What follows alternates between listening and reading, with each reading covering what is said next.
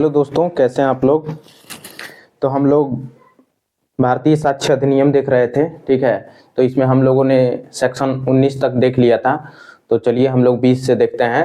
तो 20 नंबर जो section number 20 है वो बोलता है when oral admission as to contents of document are relevant.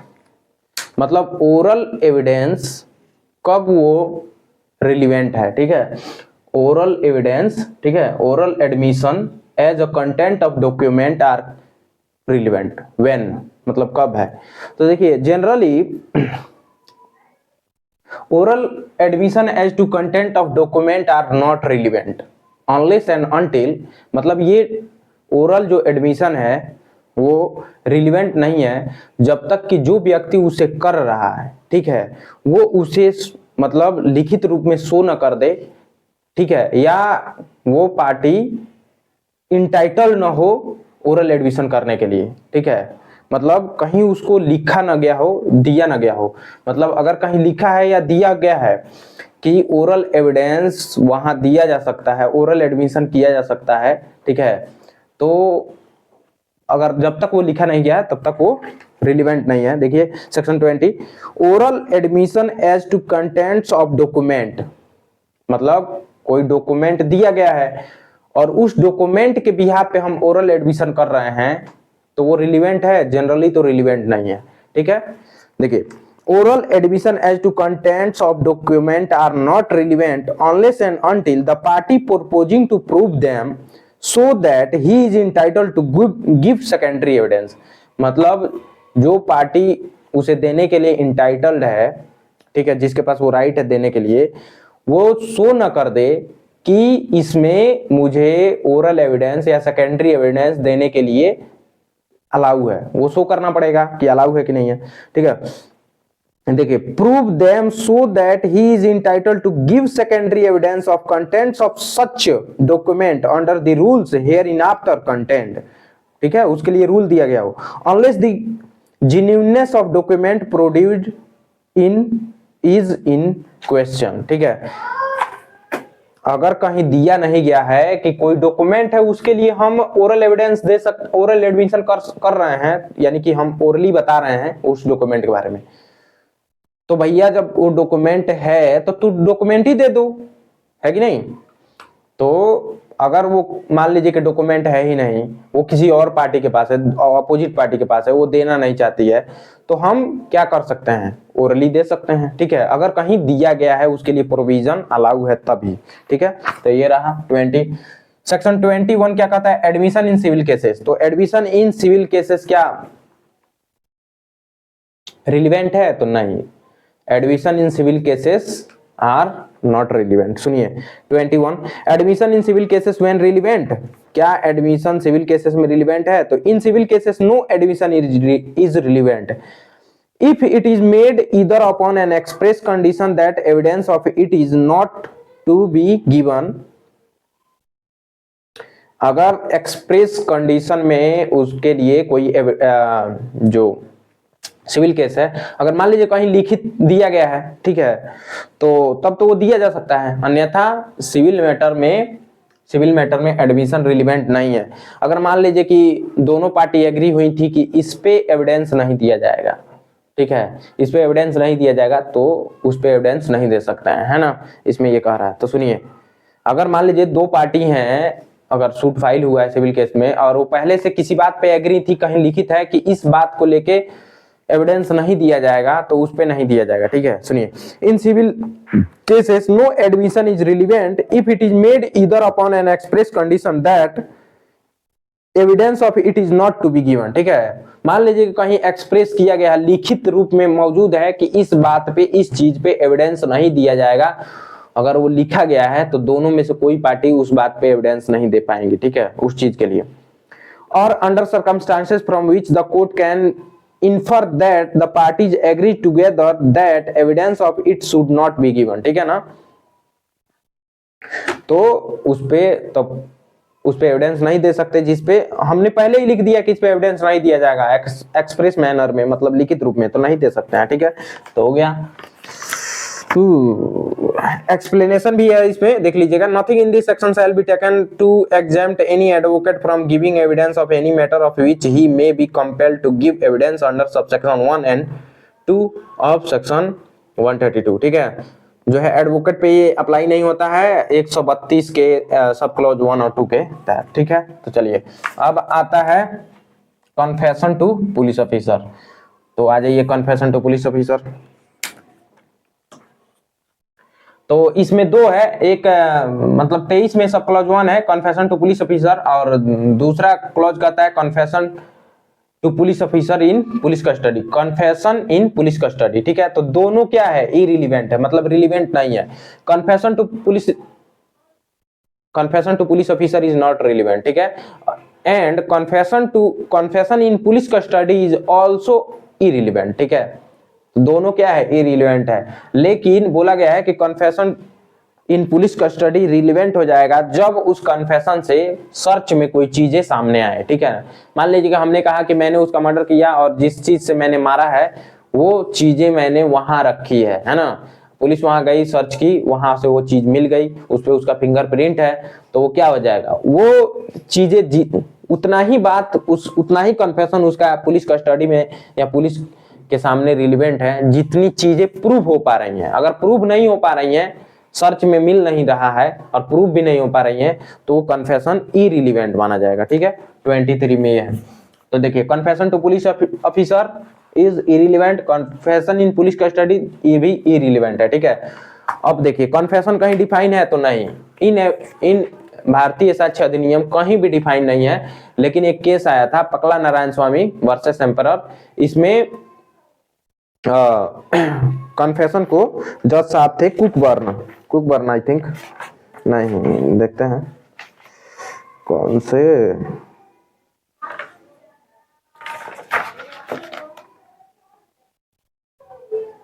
हाँ लॉर्ड एटकिन थे, एटकिन साहब। ठीक है ना, कुकबर्न तो किसी और केस में होंगे।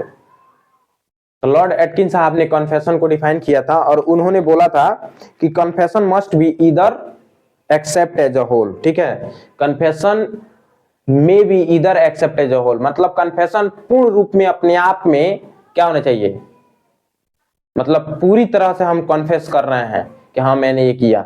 अब जैसे हम कह दे रहे हैं कि मैंने उसको मारा क्योंकि उसने मुझे मारा, तो ये जस्टिफाई कर रहे हैं ना, मतलब पूर्ण रूप से नहीं है। जैसे हम उसको क्यों मारे, क्योंकि उसने मुझे मारा, जैसे ही उसने मुझे मारने के लिए हमला किया, वैसे मैंने उसको रोका तो उसको चोट लग गया, तो ये जस्टिफाई कर रहे हैं, तो ये कन्फेशन क्या है, इरिलीवेंट है। ठीक है, वो कन्फेशन नहीं माना जाएगा।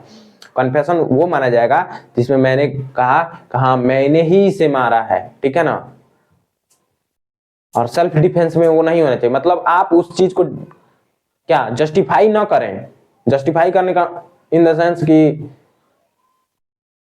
उस चीज को हम अपने प्रोटेक्शन के लिए किए, तो वो कन्फेशन नहीं होगा। कन्फेशन मतलब एज अ होल, पूरी तरह से आप उसकी जिम्मेदारी ले रहे हैं, और पूरा तरह से कन्फेशन मतलब क्या, आप दोषी अपने आप को मान रहे हैं, आप उसको कबूल कर रहे हैं, वही कन्फेशन है। ठीक है ना, तो कन्फेशन कहीं डिफाइन नहीं है, भारतीय साक्ष्य अधिनियम में कहीं भी कन्फेशन डिफाइन नहीं है। और भारतीय साक्ष्य अधिनियम में सेक्शन 23 और 24 इस कन्फेशन का बात करता है। 23 में क्या है, कन्फेशन टू पुलिस ऑफिसर और confession in police custody. Confession to police officer is not relevant, confession in police custody also irrelevant, जब तक कि सर्च में कुछ पाया न गया हो या उस चीज को प्रूव न किया जाए। ठीक है ना, अगर वो प्रूव नहीं हो पा रहा है तो कन्फेशन टू पुलिस ऑफिसर और इन पुलिस कस्टडी दोनों इरिलीवेंट हो जाएगा। तो लॉर्ड एटकिन साहब डिफाइन किए हैं किसमें, पकला नारायण स्वामी वर्सेस एम्परर न है, पकला नारायण स्वामी वर्सेस एम्परर। हाँ, तो याद रखिएगा पकला नारायण स्पेलिंग देख लीजिएगा, स्वामी वर्सेस एम्पेरर। ठीक है, इसमें कन्फेशन को लॉर्ड एटकिन साहब ने कन्फेशन को डिफाइन किया था क्या, confession accept as a whole, है ना,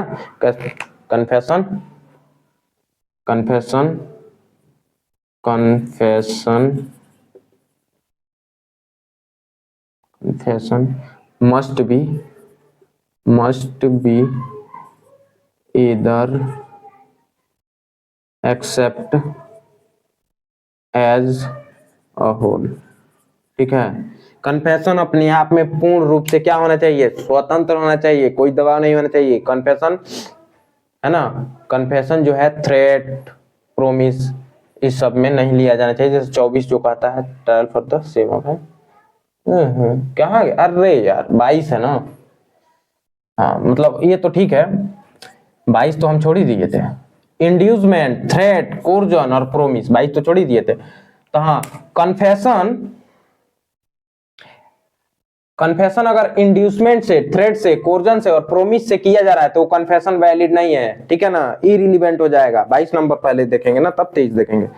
हाँ 22, कन्फेशन कॉज्ड बाय इंड्यूसमेंट, देखिए confession caused by inducement, threat, coercion और promise when irrelevant in criminal proceeding, ठीक है ना, कब इररिलेवेंट हो जाएगा क्रिमिनल प्रोसीडिंग में, तो सुनिएगा, a confession made by any accused person is irrelevant in criminal proceeding if making of confession appears to the court to have been caused by inducement, threat, coercion, promise having reference to the charge against the accused person proceeding from a person in authority and sufficient in the opinion of the court to give the accused person grounds which would appear to him reasonable for supporting that by making it he would gain any advantage or avoid any evil of a temporal nature in reference to the proceeding against him, है ना। तो कह रहा है कि अगर कोई भी कन्फेशन इंड्यूसमेंट, थ्रेट, कोर्जन और प्रोमिस, है ना, मतलब कोई दबाव से, है ना, किसी थ्रेट से, कोर्जन मतलब किसी, वही कोर्जन जैसे बंदूक भिड़ा दिए तब कहे कि बोलो कि तुमने मारा कि नहीं मारा, बंदूक सामने ताने हैं, वीडियो रिकॉर्ड कर रहे हैं, बोलो तुमने मारा कि किसने मारा, तो वो कह रहा है कि भाई मैंने मारा, तो कर्जन हो गया, है ना। आप प्रोमिस करवा के उससे कन्फेस करवा रहे हैं, ठीक है, तो ये सब क्या हो जाएगा, कन्फेशन इररिलेवेंट हो जाएगा, ठीक है। Provided that if confession is made after the impression caused by any such inducement, threat, coercion और promise has in the opinion of the court been fully removed, it is relevant, ठीक है ना। अगर मान लीजिए कि वो कन्फेशन कर लिया है और कोर्ट में गया, कोर्ट के सामने वो कन्फेशन कर रहा है, तो वो क्या हो जाएगा, रिलीवेंट हो जाएगा, ठीक है। Provided further that if such a confession is otherwise relevant if it does not become irrelevant merely because it was made under the promise of secrecy। देखिए, अगर वो promise of secrecy से किया गया है तब तो वो रिलीवेंट होगा। जैसे एक अभी केस उत्तर प्रदेश का जो फेमस हुआ था, उसमें क्या हुआ था कि हस्बैंड वाइफ जाते हैं कहीं घूमने, उधर ही वो लड़की उसको, अपने हस्बैंड को मार के फेंक देती है, ठीक है। तो उसकी माँ बोलती है कि बेटी तुम मुझे बताओ कि क्या बोलते हैं, दामाद जी कहाँ है, क्या हुआ, मैं किसी को नहीं बताऊंगी। तो बोली कि मैंने मार के फेंक दिया। वो तुरंत पुलिस को फोन लगाई, बुला दी, है ना। तो क्योंकि वो प्रोमिस ऑफ सीक्रेसी की थी, तो वो तो भाई वैलिड है कन्फेशन, ठीक है। तो देखिए, तो अगर कोई प्रोमिस ऑफ सीक्रेसी कर रहा है तब तो वो कन्फेशन वैलिड है ना, कि बाबू आशीष किसी को मार दिए जान से, हम कहे आशीष भाई मुझे बताओ यार, मैं तो तुम्हारा दोस्त हूं ना, मैं तो तुम्हें हमेशा प्रोटेक्ट करने के लिए तुम्हारे साथ खड़ा हूं, अब वो मुझे बता दिया, अब मैंने पुलिस को फोन लगा दिया, अब वो कन्फेशन रिलीवेंट हो जाएगा क्योंकि प्रोमिस ऑफ सीक्रेसी में कराए हैं, ठीक है। तो यही कह रहा है प्रोविजो, सेकंड प्रोविजो फर्दर 22 का प्रोविजो। देखिए ये बेयर एक्ट आप लोग के पास होना चाहिए, है ना, बेयर एक्ट कोई भी ले लीजिएगा, बेयर एक्ट बिना बेयर एक्ट के क्लास मत कीजिए, है ना, वीडियो मत देखिएगा, बेयर एक्ट जरूरी है।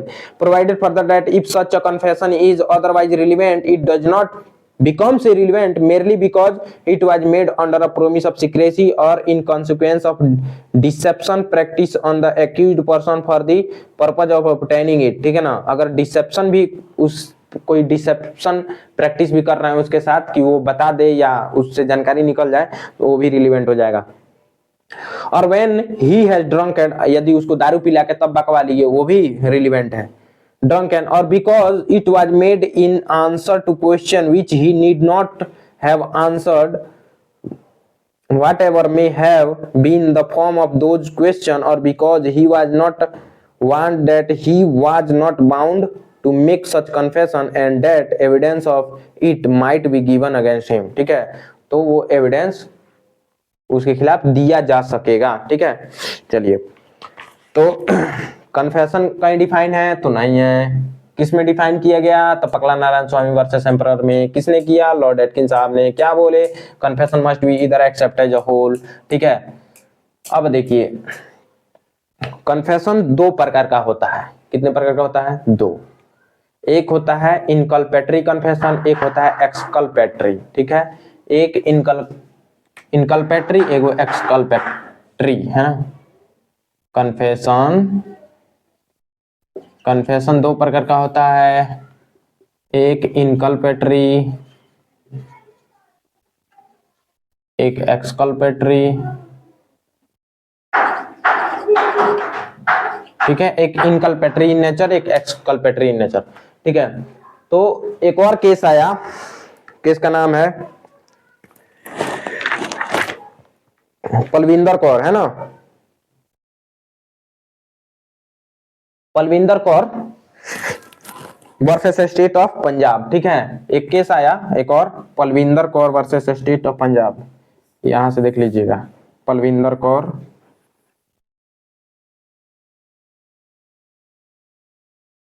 Versus state of Punjab. Video recording हो रहा है ना, चल रहा है ना? हाँ ठीक है, दिख रहा है ना? हाँ ठीक है। तो Palvinder Kaur versus state of Punjab में बोला गया कि कन्फेशन जो है एक्सकल्पेटरी इन नेचर होना चाहिए, ओनली एक्सकल्पेटरी इन नेचर होना चाहिए, तभी वो कन्फेशन माना जाएगा, नहीं तो नहीं। अगर उसमें एक्सकल्पेटरी है या दोनों का मिक्सचर है तो वो रिजेक्ट एज अ होल हो जाएगा, मतलब रिजेक्ट हो जाएगा, है ना। तो क्या बोला गया Palwinder Kaur versus state of Punjab में कि कन्फेशन एक्सकल्पेटरी होना चाहिए, ठीक है, और वो एक्सेप्ट एज अ होल होना चाहिए। ठीक है ना, पूरी तरह से। अगर वो उसमें एक्सकल्पेटरी है और इनकल्पेटरी दोनों मिक्सचर है तो दोनों, तो पूरा ही कन्फेशन रिजेक्ट कर दिया जाएगा, इसमें बोला गया था। ठीक है ना, अगर दोनों का मिक्सचर है तो रिजेक्ट कर दिया जाएगा। ठीक है, तो क्या होना चाहिए इसमें? क्या बोला गया था? इनकल्पेटरी नेचर होना चाहिए। अगर दोनों का मिक्सचर है कि क्या mixture of inculpatory and exculpatory, mixture of inculpatory and exculpatory, then reject whole, पूरा रिजेक्ट हो जाएगा, है ना।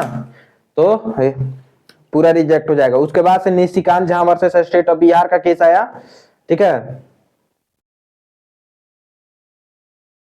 उसके बाद से निशिकांत झा वर्सेस, एक आया Nishikant Jha versus state of Bihar. ठीक, निशिकांत झा वर्सेस स्टेट बिहार। ठीक है ना, state of Bihar. Nishikant Jha versus state of Bihar का केस आया। इसमें बोला गया कि अगर वो एक्सकल्पेटरी और इनकल्पेटरी दोनों का मिक्सचर है तो जितना इनकल्पेटरी पार्ट है और उसको हम लोग अलग कर पा रहे हैं, उसको प्रूव कर पा रहे हैं, तो वो उतना वैलिड हो जाएगा, रिजेक्ट नहीं होगा। ठीक है ना, जितना एक्सकल्पेटरी है उसको हटा दिया जाएगा, निकाल दिया जाएगा। जो इनकल्पेटरी पार्ट है और उसे हम प्रूव कर पा रहे हैं, ठीक है ना, सर्कमस्टेंशियल एविडेंस या किसी और एविडेंस से, तो उतना वो वैलिड मान लिया जाएगा। समझिए एक बार और देखिए, पकला नारायण स्वामी वर्सेस एम्परर में लॉर्ड एटकिंस साहब ने कन्फेशन को डिफाइन किया। ठीक, और इन्होंने बोला कि confession must be either accept as a whole, पूरी तरह से वो एक्सेप्ट होना चाहिए, है ना, नहीं तो वो पूरी तरह से रिजेक्ट होना चाहिए। ठीक, Palwinder Kaur versus state of Punjab में बोला गया कि अगर वो एक्सकल्पेटरी और इनकल्पेटरी दोनों का मिक्सचर है तो रिजेक्ट हो जाएगा पूरी तरह से। ठीक है, रिजेक्ट एज अ होल। ठीक है ना, if confession is mixture of inculpatory and exculpatory then confession reject as a whole, है ना, पूरी तरह से रिजेक्ट कर दिया जाएगा। Nishikant Jha versus state of Bihar में क्या बोला गया कि अगर कन्फेशन इनकल्पेटरी और एक्सकल्पेटरी दोनों का मिक्सचर है तो इनकल्पेटरी को अगर हम बाहर करके या उसको हम किसी सर्कमस्टेंशियल एविडेंस से प्रूव कर पा रहे हैं तो उसे क्या कर लिया जाएगा, एक्सेप्ट कर लिया जाएगा। नहीं तो पूरा ही अगर नहीं कर पाएंगे तब रिजेक्ट कर दो, लेकिन इसमें बोला गया कि अगर जितना हम प्रूव कर पा रहे हैं उतना मान लिया जाएगा, बाकी को हटा दिया जाएगा, इसमें बोला गया था। ठीक है ना। ठीक, एक और है Sahu versus state of UP. क्या, Sahu versus state of UP, Sahu versus state of UP. इसमें क्या बोला गया, Sahu versus state of UP, इसमें बोला गया कि confession to one self is also acceptable. ठीक है ना। अगर स्वयं से भी हम कन्फेशन कर रहे हैं, जैसे सपने में बड़बड़ा रहे हैं, दारू पी लिए हैं, बक रहे हैं कि मैंने उसको मार दिया, ठीक है, या शीशे के सामने, या यार मतलब ऐसे अकेले थे, मुझे लगा कोई नहीं है लेकिन पीछे कोई खड़ा था, यार मैंने क्यों ऐसा कर दिया, क्यों मैंने उसको मार दिया, मैं तो खुद से कह रहा हूं। तो खुद से भी अगर कोई कन्फेशन कर रहा है वो भी रिलीवेंट है और एक्सेप्ट हो जाएगा ना। Confession to one self is also acceptable, है ना। Confession to one self, confession to one self is also acceptable. ठीक है, ये बोला गया था। एक बार और समझिए क्या था। देखिए, कन्फेशन कहीं डिफाइन है, एविडेंस में तो नहीं। सबसे पहले लॉर्ड एटकिन साहब ने निशिकांत झा वर्सेस एम्परर, यही ना है क्या यार, पकला नारायण स्वामी वर्सेस एम्परर, है ना।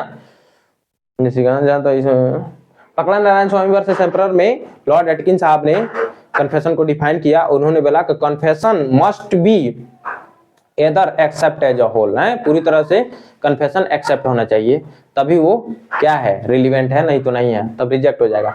Palvinder Kaur versus state of Punjab में क्या बोला गया, क्या अगर वो मिक्सचर है, इनकल्पेटरी और एक्सकल्पेटरी दोनों का मिक्सचर है तो वो रिजेक्ट एज अ होल हो जाएगा, पूरी तरह से रिजेक्ट कर दिया जाएगा। उसके बाद से आता है Nishikant Jha versus state of Bihar. इसमें बोला गया कि अगर वो इनकल्पेटरी एक्सकल्पेटरी का मिक्सचर है तो इनकल्पेटरी पार्ट को हम निकाल लेंगे बाहर, और जितना उसमें चीजें प्रूव हो पा रही होंगी वो वैलिड मान लिया जाएगा, बाकी को रिजेक्ट कर देंगे। ठीक, पूरी तरह से रिजेक्ट नहीं होगा। Nishikant Jha versus state of Bihar बोला गया। उसके बाद Sahu versus state of UP में क्या बोला गया कि confession to one self is also acceptable. अगर स्वयं से भी कन्फेशन करना है, बड़बड़ा रहे हैं दारू और पी के या ऐसे, है ना, तो वो भी रिलीवेंट हो जाएगा। ठीक है, तो बुला के भी देख लेना भाई, है ना, कि पी खा लिए और होली में और खूब एकदम कह रहे हैं कि मैंने ये कर दिया वो कर दिया, किसी ने वीडियो बना लिया, बस पहुंच गया कोर्ट, वो रिलीवेंट हो जाएगा, है ना, धरा जाएंगे आप, है ना।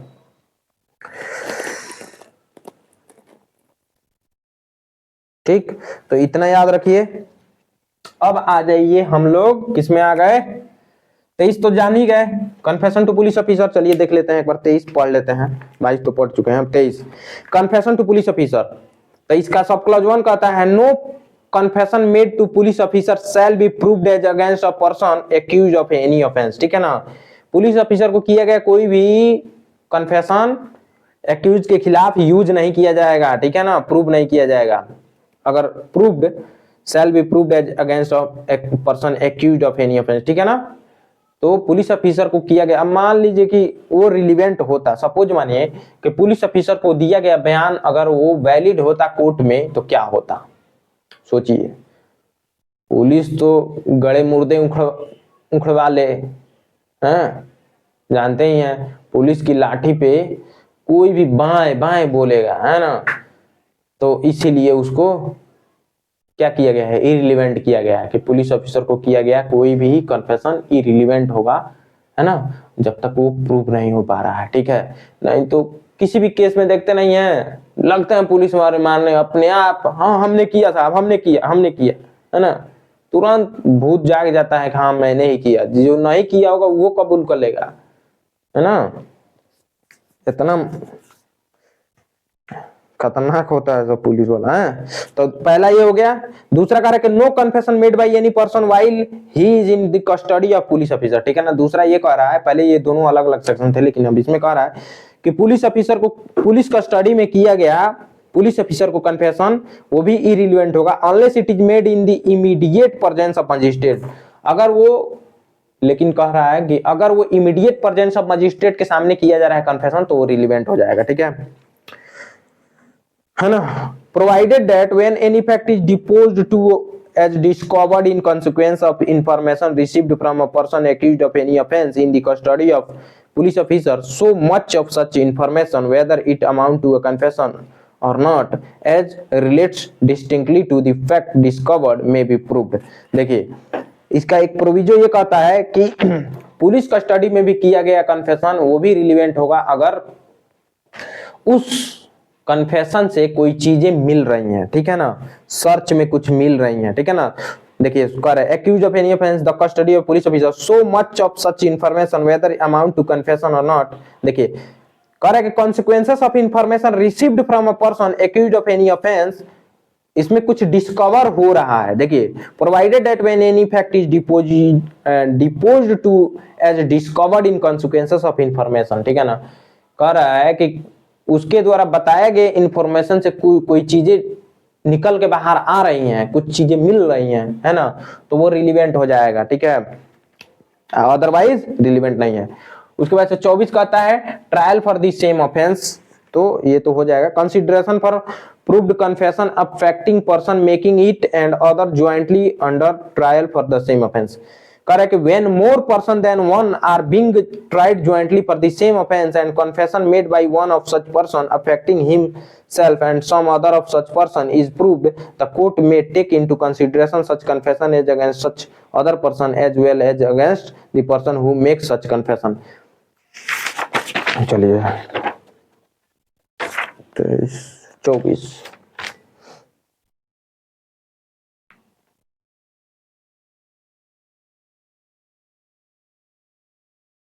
ठीक है। State of NCT of Delhi versus Navjot Sidhu में कहा गया था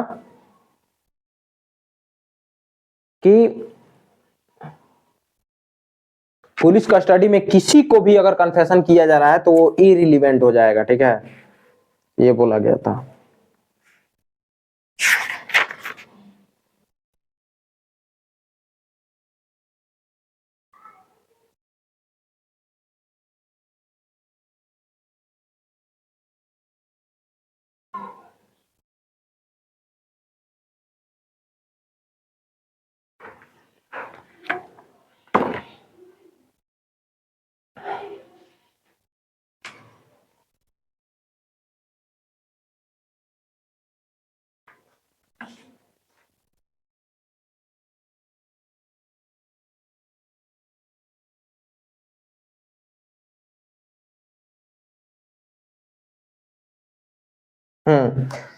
एक और पी कोटाया वर्सेस एम्परर में बोला गया था कि पार्ट ऑफ स्टेटमेंट जिससे डिस्कवरी हो रही है उतना ही पार्ट रिलीवेंट होगा, बाकी क्या होगा, इरिलीवेंट होगा, ठीक है। उसके बाद से Deoman Upadhyaya versus state of UP में बोला गया था कि discovery is an exception of confession to police officer in the custody, ठीक है ना। क्या बोला गया था Deoman Upadhyaya versus state of UP में कि डिस्कवरी जितना चीजों से डिस्कवरी हो रही है पुलिस कस्टडी में भी अगर वो कोई कन्फेशन कर रहा है उससे डिस्कवरी हो रही है तो वो उसका एक्सेप्शन है वो वैलिड है, ठीक है, वो मान लिया जाएगा, ठीक है। तो इतना बात बोला गया था। चलिए आगे बढ़ते हैं। अब इसमें 23 का जो कुछ 24 का एथी है, क्या बोलते हैं वो, इलस्ट्रेशन पढ़िए। A and B are jointly tried for murder of C, ठीक है, ए और बी दोनों ज्वाइंटली उनका ट्रायल चल रहा था मर्डर ऑफ सी के लिए। It is proved that A said, A ने कहा कि बी एंड आई, ए कहता है कि बी और मैं दोनों मिलकर सी का हत्या किए हैं। लो देखिए सुनिए, तो कहा B and I murdered C, the court में consider the effect of this confession as against B, ठीक है ना। फिर अगला सुनिए, A is on his trial for the murder of C, there is evidence to show that C was murdered by A and B, that B said A and I murdered C. This statement may not be taken into consideration by the court against A,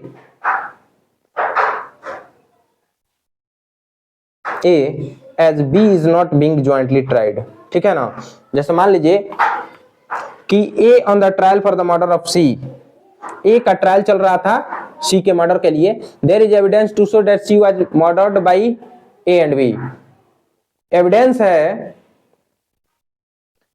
कि सी का murder ए और B द्वारा किया गया है। And be said, और B कहता है कि ए और मैं दोनों लोग मिलकर सी का मर्डर किए हैं। This statement not be taken into consideration by the court against A. तो ए के खिलाफ वो कंसीडरेशन में नहीं लिया जाएगा, as B is not being jointly tried, और बी को ज्वाइंटली ट्राइड नहीं किया जाएगा, है ना, अलग अलग दोनों का ट्रायल चलेगा। तो ये बात है। उसके बाद से आ जाइए 25 number, admission not be conclusive proof but stop. ठीक है, एडमिशन अपने आप में कंक्लूसिव प्रूफ नहीं है। जैसे कहने का मतलब है कि मैंने कोई एडमिशन किया है ना, कि मैंने उसको मारा, है ना, तो अपने आप में क्या कंक्लूसिव प्रूफ है? नहीं है। अरे देखा जाएगा ना, सर्कमस्टेंशियल एविडेंस देखा जाएगा कि हाँ मैंने किस चीज से मारा, क्यों मारा, मोटिव क्या था जिससे मारा, वो हथियार दाब कहाँ है ना, उस पे मेरे फिंगरप्रिंट है कि नहीं है। नहीं तो अच्छा मान लीजिए कि अगर ऐसा ही होता तो कई केस में क्या, मान लीजिए कि बड़े बड़े जो लोग होते हैं उसके नौकर कह देते कि हाँ मैंने ये अपराध किया, ठीक है, वो कह सकते हैं ना, नौकर होकर तो कह सकते हैं दबाव में आके या जो भी हो, तो क्या कोर्ट मान लेगी, उन लोगों को सजा सुना देगी, बड़े लोगों को छोड़ देगी? बहुत केसों में ऐसा होता है। अभी एक वो हिट एंड रन वाला केस जो बहुत पॉपुलर हुआ था, तो उसके जो दादाजी थे कि नाना जी, वो दबाव डाल रहे थे वो अपने घर के नौकर को कि तुम मान लो कि तुमने ये किया है, कि मैं गाड़ी चला रहा था, जबकि लड़का गाड़ी चला रहा था, है ना। तो उसमें भी उन लोगों पे भी एक्शन हुआ था। ठीक है, हिट एंड रन वाले केस में। तो सुनिए, admission not conclusive proof but may stop. Admission are not conclusive proof of the matters admitted, but they may operate as estoppels under the provision hereinafter contained। ठीक है ना, कह रहा है कि एडमिशन कंक्लूसिव प्रूफ तो नहीं है, लेकिन वो एस्टॉपेल का काम जरूर करता है, कि मतलब वो स्टॉप करता है। ठीक है, कोरोबोरेटिव के रूप में उसका उपयोग किया जा सकता है। अब आ जाइए 26 पे, cases in which 26 dying declaration का बात करता है, डीड और कैन नॉट बी फाउंड। ठीक है ना, इसके बारे में बात करता है, ये देख लिया जाए, इतना धीरे चलेंगे तो कैसे खत्म होगा। Cases in which statement of relevant fact by person who is dead और can not be found etc is relevant. ठीक है ना, तो देख लीजिए, कह रहा है कि जो मिल ही नहीं रहा है तो उसको कैसे प्रूव किया जाएगा। मान लीजिए किसी व्यक्ति को पहले बुला के प्रूव किया जा चुका है, लेकिन फिर दोबारा के लिए वो आ नहीं सकता है। मान लीजिए कहीं ऐसे जगह पे है जो बहुत दूर है, आने में बहुत ज्यादा पैसा खर्च हो जाएगा, है ना, मतलब या वो मर चुका है, ठीक है, या कोई और दिक्कत है, तो उसमें क्या हो जाएगा,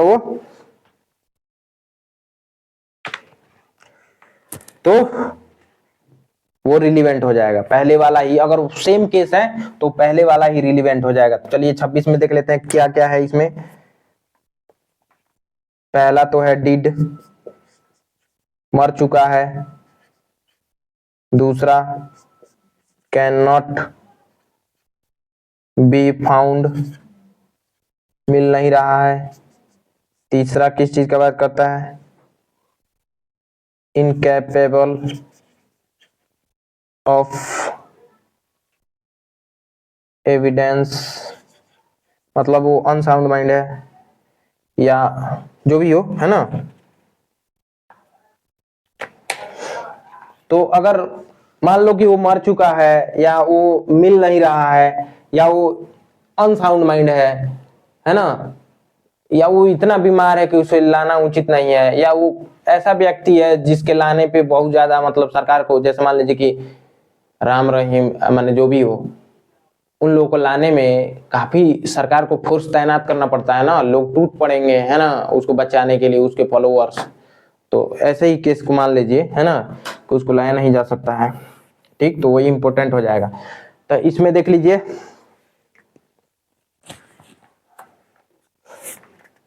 तो इसमें पहला क्या है, कॉज ऑफ हिज डेथ, मतलब पहला हो जाएगा डाइंग डिक्लेरेशन। ठीक है, अगर आपके पास बेयर एक्ट है तो उसमें टिक मार लीजिए। पहला में है कि ए नंबर कह रहा है, पहले तो 26 नंबर जब पढ़ेंगे तो आप देखेंगे स्टेटमेंट रिटन और वर्बल और रिलीवेंट फैक्ट मेड भाई a person who is did, जो मर चुका है, इस पे रेखा कर लीजिए, लाइन कर लीजिए। और who can not be found, इस पे लाइन कर लीजिए। Who has become incapable of giving evidence, इस पे कर लीजिए। whose attendance cannot be procured without amount of delay or expenses which under the circumstances of case appear to the court unreasonable are themselves relevant fact in the following cases namely। पहला हो जाएगा dying declaration का, तो टिक कर लीजिए कि cause of his death or any of the circumstances the transaction which result in his death। ठीक है, तो पहला cause of death हो जाएगा। दूसरा, when the statement was made by such person in ordinary course of business and in particular when it consists of any entry or memorandum made by him book kept in the ordinary course of business। ठीक है, ordinary course of business, तो यहाँ टिक कर लीजिएगा ordinary course of business. और in the charge of professional duty, charge discharge of professional duty, ठीक है ना। एक्नॉलेजमेंट रिटर्न और साइंड बाय हिम और receipt of money goods security और प्रॉपर्टी ऑफ एनी काइंड और of a document used in commerce written और signed by him और of the date for a letter और other document usually dated written और signed by him. ठीक, तो ये हो गया। तो पहला क्या है, कॉज ऑफ हिज डेथ, अगर उसकी मृत्यु हो गई है। दूसरा ऑर्डिनरी कोर्स ऑफ बिजनेस है, तो वो when the statement is against the pecuniary property और interest of person making it और when it true it would expose him और would have exposed him to a criminal prosecution और to suit for damage, है ना।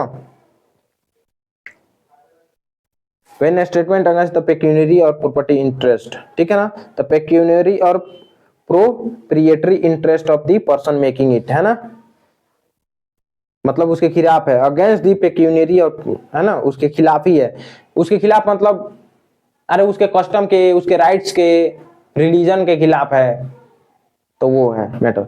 D number, when the statement given the opinion of such person और the existence of any public right और custom, ये right और custom है ना, और matter of public general interest, ठीक है ना, तो ये टिक कर लीजिएगा। Public right, existence of public right और कस्टम, मैटर ऑफ पब्लिक और जनरल इंटरेस्ट, इस पे टिक कर लीजिएगा।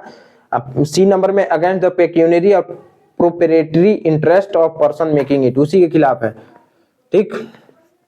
E number, when the statement relates to the existence of any relationship, ठीक है ना, तो existence of any relationship by blood marriage और एडॉप्शन बिटवीन पर्सन, ठीक है ना, whose relationship by blood marriage और adoption the person making the statement had a special means of knowledge and when a statement made before the question in the dispute was raised, ठीक है, तो ये हो जाएगा। इंडियन एविडेंस एक्ट जब देखेंगे ना, तो उसमें बेकायदे इसका एथी दिया है, क्या बोलते हैं उसको, उसके लिए क्लॉज दिया है, ठीक है। रुकिए देखते हैं इंडियन एविडेंस एक्ट।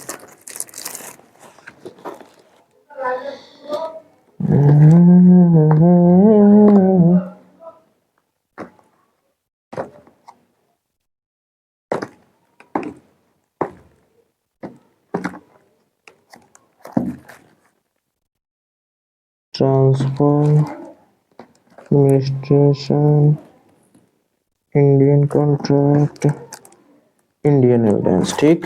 तो इंडियन एविडेंस देखिए, ये है इंडियन एविडेंस एक्ट, ये भारतीय साक्ष्य है। सिर्फ थोड़ा बहुत अंतर हुआ है इसमें, 32 सेक्शन 32 में था वो डाइंग डिक्लेरेशन वाला, तो ज्यादा दिक्कत नहीं होगा। हाँ, तो सुनिए, पहला था when it relates to the cause of death, ठीक है, तो पहला इसमें आ जाएगा क्या, cause of death, cause of death, ठीक। दूसरा क्या कर रहा था, made in course of business, दूसरा made in course of business, ठीक। तीसरा, इसमें टोटल 8 थे। तीसरा अगेंस्ट इंटरेस्ट ऑफ मेकर, मतलब उसी के इंटरेस्ट के खिलाफ हो, against the interest of maker, ठीक। मतलब यहां ए बी सी कर लीजिएगा, A B C D, right और कस्टम, अब मैटर ऑफ जनरल इंटरेस्ट, ठीक है,